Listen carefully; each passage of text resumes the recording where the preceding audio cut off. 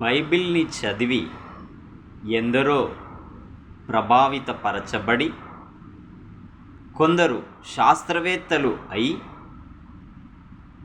వెలుగును ఉత్పన్నం చేశారు, మత్తుమందును కనిపెట్టగలిగారు, జీవితాలనే దేవునికి అంకితం చేసి ఆయన ప్రేమను మదర్ తెరెస్సా చూపించగలిగింది. త్రాగుబోతులు మార్చబడ్డారు, వ్యభిచారులు మార్చబడ్డారు, దొంగలు మార్చబడ్డారు.